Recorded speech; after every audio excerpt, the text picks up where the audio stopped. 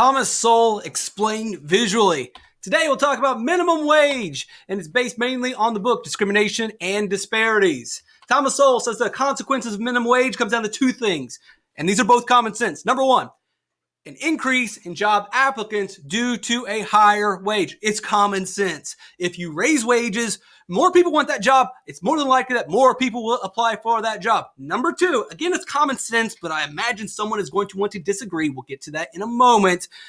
But here it is. There will be a decrease in the number of workers hired due to labor being made more expensive. Imagine that. Labor's more expensive. You can afford less of it. If tennis shoes cost more, guess what? You can buy less tennis shoes. So if workers are more expensive, you can afford less workers. It's common sense. But anyway, let's focus on number one. There will be an increase in job applicants due to a higher wage. Before minimum wage, imagine a world where wages are low. Less people apply because I don't want to work for that. It's not enough money. I won't apply. Well, let's reverse it, flip it on its head. Let's create a minimum wage, which raises the minimum amount you can pay someone. More people will apply because they'll say, hey, I'll take that job. I'll do it. That's not a bad price. I will work. So minimum wage goes up. Job applicants go up. We all agree. You don't disagree with that one. That's not a controversial statement. Number two, which I'm sure you're going to want to fight over. Maybe not. Maybe you're on my side. Decrease in number of workers hired due to, it's not my side anyway, it's Thomas Sowell. Hired due to labor being made more expensive. Things get more expensive, you buy less of it.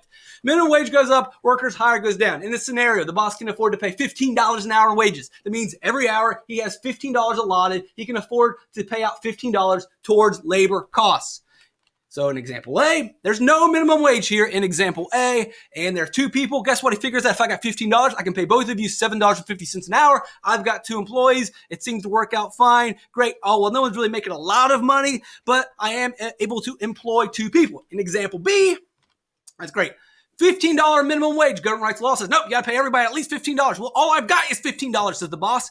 So the boss has to make a hard decision. If he only has $15, for every hour, then he can only afford to pay for one employee because it's $15 minimum wage. He hires one guy, too bad, so sad, and that guy's out. So there it is. We raised the minimum wage and less workers were hired. Oh, you just picked an arbitrary number to prove your point. Yeah, well, you're right. The math does work out pretty good for me in that scenario. But you know what?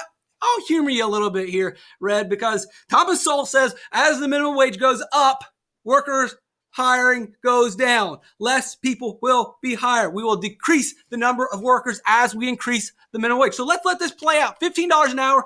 I did my scenario where $15 an hour was allotted as a minimum wage, and he could only afford one worker. And I showed how we went from two workers to one worker. You know what would be nice? If the government stepped in, because $15 is not enough for some people, for most people. You need more than $15 to have a reasonably decent way of life. So why not give everybody $50 an hour? The government steps in, passes a law, raise the minimum wage, fight for $50. Well, that's ludicrous. Well, to some people it sounds ludicrous. To others it doesn't sound ludicrous. But you know what's going to happen? You and I know what's going to happen because we know what it says at the top of the screen in the yellow. What's going to happen if we make the pizza place pay everybody $50 an hour? If we make the coffee shop, the boss of the coffee shop has to pay every single one of his employees $50 an hour. If the restaurant has to pay every one of the workers $50 an hour. If the mechanic down the street running the shop has to pay every single one of his mechanics at least $50 an hour, will hiring go up or will it go down? Is he going to be able to hire more workers? Or will it be forced to hire less workers? Hey, you know what?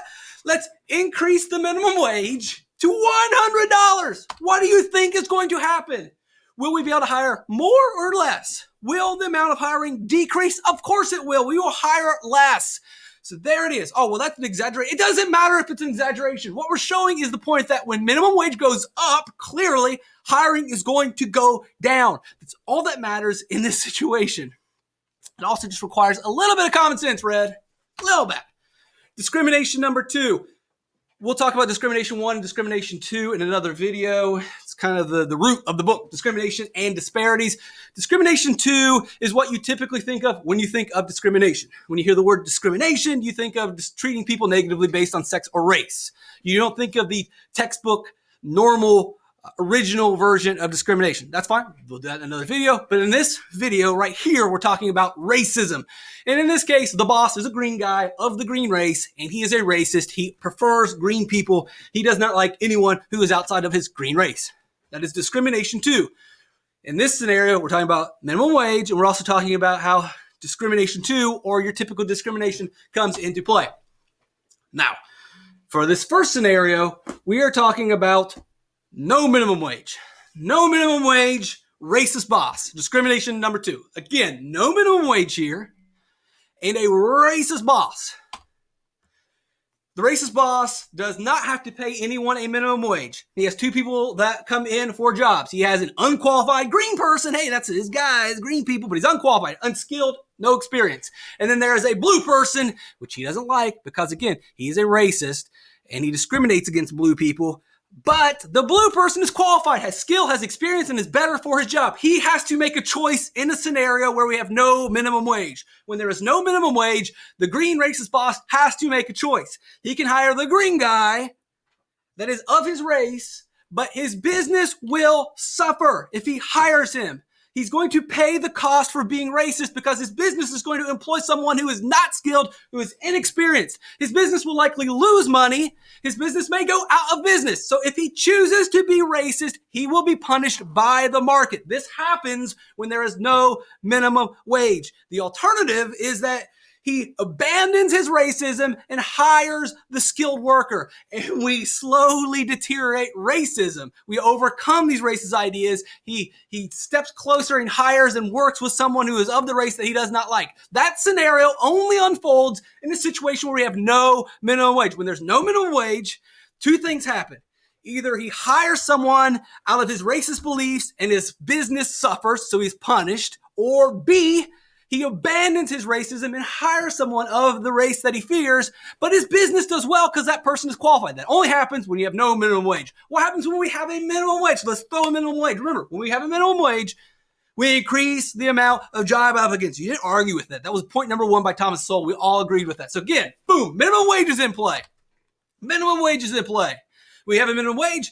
We have an increase in applicants. So guess what happens for the racist boss? You're doing him a favor because when we increase the amount of applicants, it's very likely that not only will he find a green person like his racist heart desires, but he's also going to find a green person that's qualified and has experience.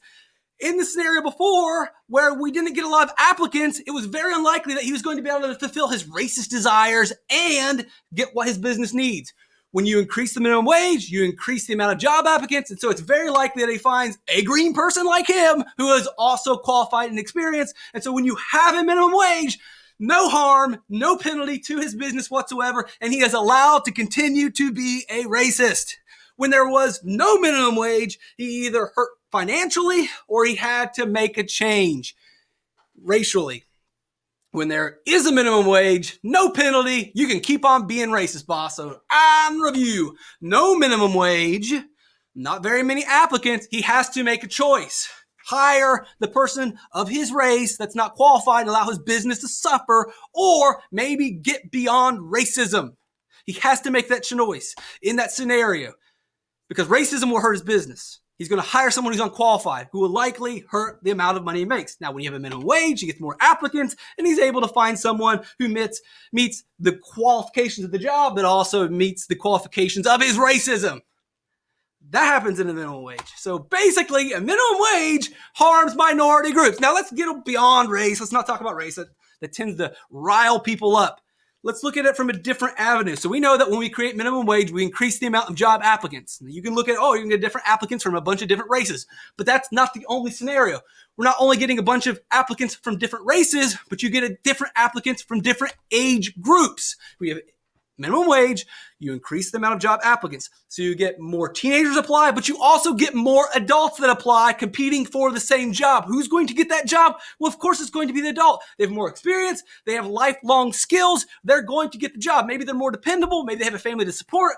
Either the way, it's not a fair matchup. And you create this unfair matchup by creating a minimum wage, which draws in more applicants, which is more likely to pull in more adults to the field, into the pool, and it ends up in less teens getting jobs. So just as we showed that minorities are going to suffer when you create a minimum wage, also teens are going to suffer when you create a minimum wage. When there's no minimum wage, the adults don't apply. It's not enough money. They can't support themselves. They can't support their family. They won't apply. It means more jobs for teens. And it's not just that job. It's not just that one job at McDonald's. Sure, that's job number 1. But job number 1 leads to job number 2 with more experience and more skill and more wages. And when you get that under your belt and on your resume, that leads to job 3 and job 4 and job 5. And slowly but surely, the teen accrues skills and experience that lead to more opportunities down the road. But it all starts with job number 1, and job number 1 never happens because of minimum wage. Before you get job number 2, you need the experience from job number 1, but the teens are being excluded from the market because of minimum wages forcing them to compete with adults that have more skills and more experience because of minimum wage. Not only does it affect job 1, but it affects their future employment and wages. So let's look at 1948. Unemployment rates for blacks and white teens, 16-year-olds and 18-year-olds, were the same. It was the same. See, so that's pretty crazy to imagine. Often we think about, so racist then. Sure, it was. This was Jim Crow America. So yes, it was racist, but 16-year-old blacks and whites made the same amount of wages, or the same amount of employment rate. Same thing for 18-year-olds. And so that was the same for jobs 1, jobs as 18-year-olds, and also jobs as 20 to 24-year-olds. What if something interesting happens? Well, not really. Now, if you look at the mid-1950s, in the 1950s, there were minimum wage laws on the books, as Thomas Sowell describes in the book that we are discussing, which is Discrimination and Disparities. But not until the mid-1950s did the inflation rate catch up to the minimum wage and make it actually come into play. And so in the mid-1950s, the minimum wage actually becomes a real force. And the minimum wage, whenever it goes up, less workers are hired, and we see that less blacks get hired as 16-year-olds.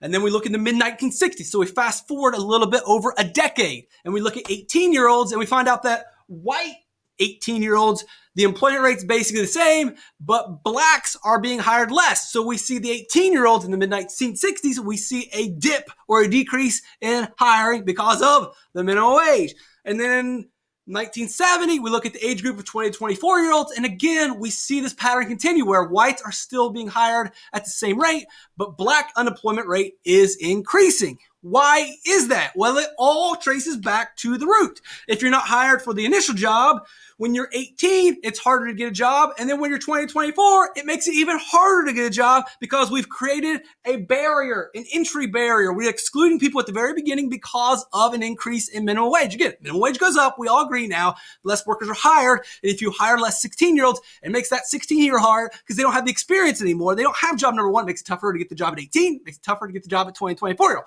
Now, I know someone's just going to say, no. The reason they weren't getting hired is racism. No, that's not it. Because if it were really racism, then we would have seen it all decrease. We should have seen 1950s for 16-year-olds, 1950s 18-year-olds, and 1950s for 20 and 24-year-olds. We should have seen decreases, or an increase in unemployment or a decrease in the amount of being hired across the board. If it was racism, a 16-year-old black is child or male or boy or woman is no different than an 18-year-old black boy or a girl. They don't become more or less black.